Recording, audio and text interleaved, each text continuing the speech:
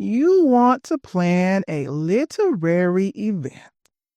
Well, I'm no expert, but I've been to quite a few and hosted some too. I've been active on the LA lit scene for almost a decade. And during that time, I've performed poetry at a variety of events like open mics and readings, book releases, magazine launches, lecture series, workshops, slams, festivals, conferences, film premieres, graduations, weddings, and everything in between. I've stood behind the mic at bars, restaurants, auditoriums, hostels, hotels, mausoleums, in ballrooms, on bar stools, in alleys, and in the middle of middle school cafeterias. And I've had the pleasure of planning, hosting, and emceeing or even curating combinations of all those.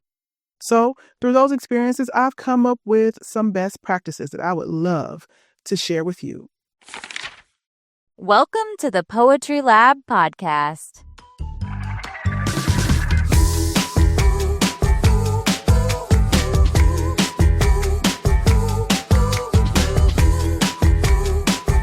The Poetry Lab is a place in your community to write, read, and collaborate. We want to help you find the time, the courage, and the inspiration you need to keep writing your new shit. Are you ready, poet? Let's get into it.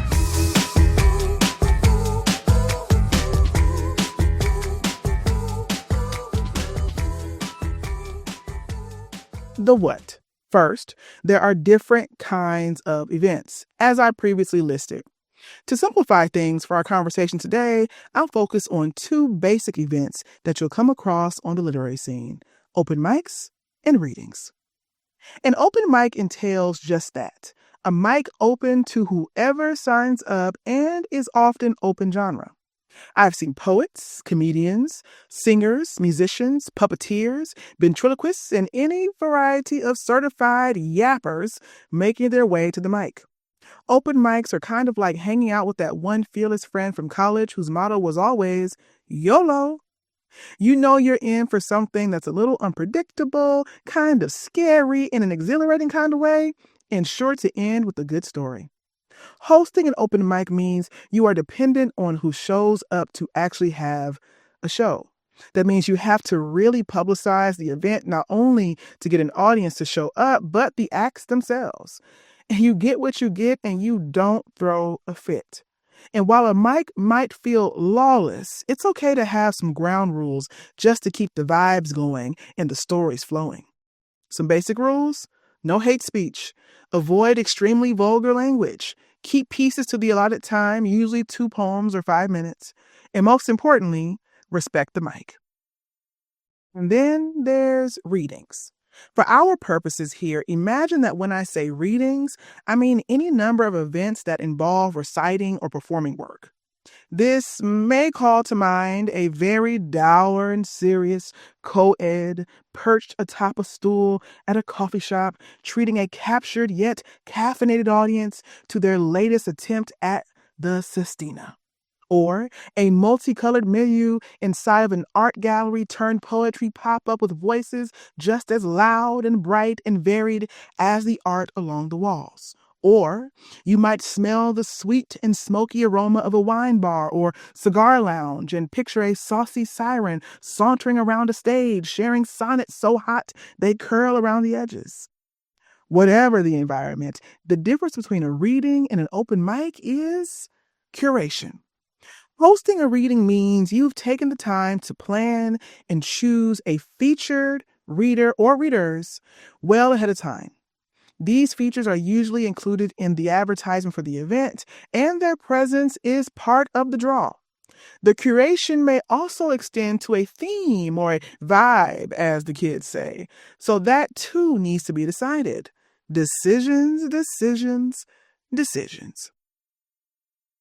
And then there's the why. The planning process for both open mics and readings begins with a question. Why? Why do you want to host this event? The first time I hosted and curated a literary event, it was dropped into my lap by one of my now mentors, Natasha Dion, author of The Perishing. At the time, she produced a popular literary series called The Table Lit. Each installment of the series paired someone with experience with someone lacking or looking to gain experience as a curator and host.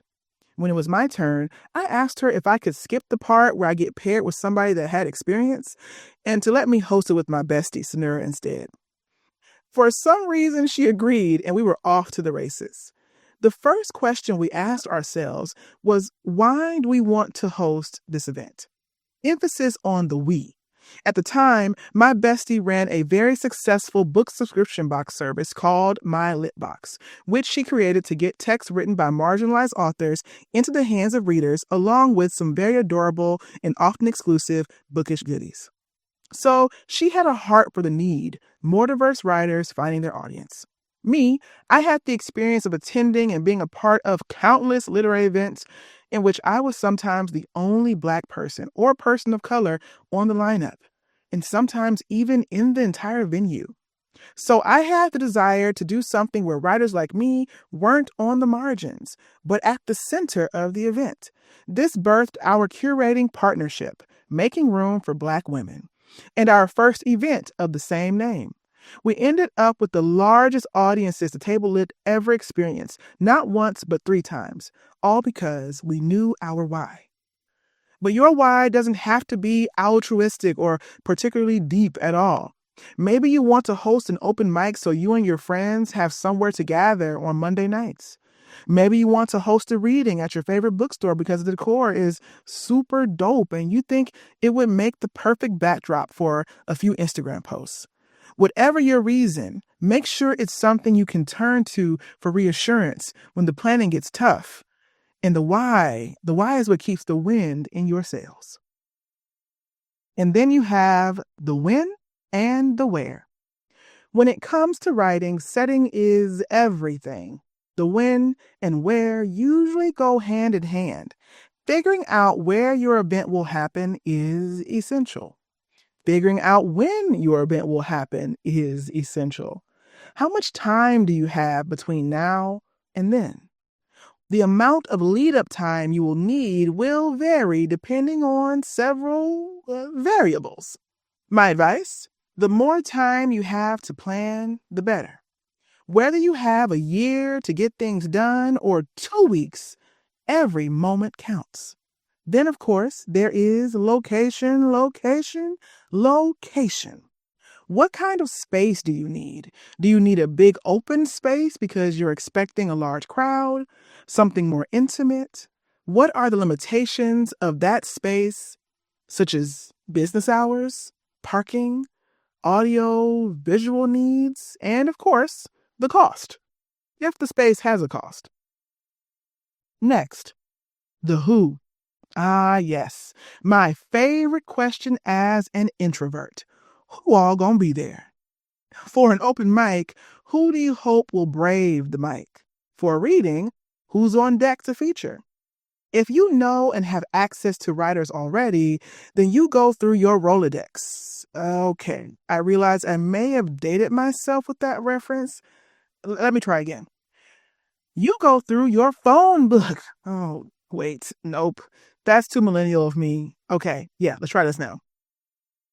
If you know and have access to writers already, then you go through your Instagram or TikTok, your social media platform of choice, and invite your writer homies to come out to the mic or feature.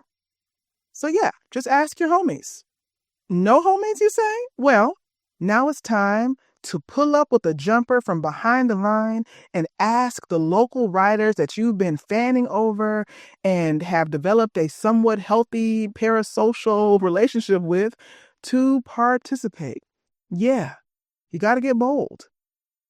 So now you have your list of open mic hopefuls and maybe a few ringers. And if you're planning a reading, you have your features.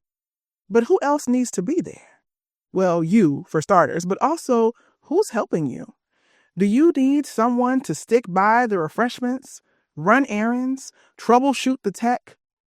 Come in for setup and takedown, someone to run sales of books or goodies, maybe an MC to keep the show going, a photographer or videographer to capture the memories, a barista, a bartender, a bouncer at the door. Figure out what kind of support you need as well, because you may be creative, but unless you've cooked up a way to clone yourself, you're going to need some help, even if it's just day of support. Now, finally, the how. Okay, so the how should have probably been the first step, but I didn't want to scare you off by talking about money on the first date, at least not before the appetizers. But the jalapeno poppers and buffalo wings are on the table now, so let's talk about money. Moolah, cheese, bread, dough, dollar bills, y'all. The best things in life are free, but you can save that for the birds and bees because events cost money. In the words of a famous slumberous plumber, sometimes a little and sometimes a lot, but it'll cost you. So many questions to ask as you plan, like, how will you fund this venture? Figure out how much you want to invest in the event and how much is needed for such an event and go from there. Some events have sponsors to step in and take over some of the costs, while other events charge a fee to attend or they sell goods. Maybe the event space is free, but what about the seating, equipment, decor, parking? Is someone designing flyers or social media ready graphics for you? Does someone need to print something for you? What about ad space? Is there a DJ? Who has the aux? Will you MC or will you pay someone else? Any snacks? Water? And are you offering an honorarium to features? If so, how much is standard? If not, why not? Can writers sell their books at your event? Would you facilitate the sales? Maybe a third party, like the venue itself, if it's a bookstore? If so, is someone taking a cut? Is it you? Create a budget. Actually create a couple of budgets. The dream budget, the ideal budget, and the least of all those things.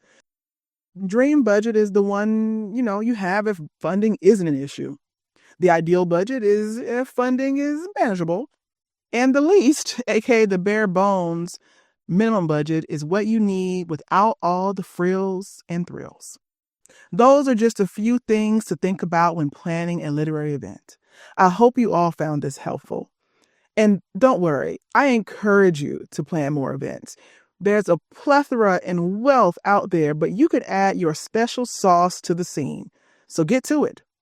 And don't forget that hosting events isn't the only way to get poetry in front of more audiences. Check out episode 41, where Danielle explains the process of getting more poetry books into our local libraries. Not quite ready to host your own event, but ready to elevate your own performance? Check out episode 45, where I offer tips on finding your voice. And be sure to like and follow us for more. We have some great episodes coming up that you don't want to miss. If you really want a gold star in our hearts, share this episode with a friend to help us grow our community here. For more information about the Poetry Lab podcast, check us out at thepoetrylab.com/podcast. And you can find me, your girl BB, on Instagram at bridgette bianca, and you can add me to your bookshelves by grabbing the second edition of my book, Be Trouble, published by Writ Large Projects. Thanks for listening. Talk to you next time.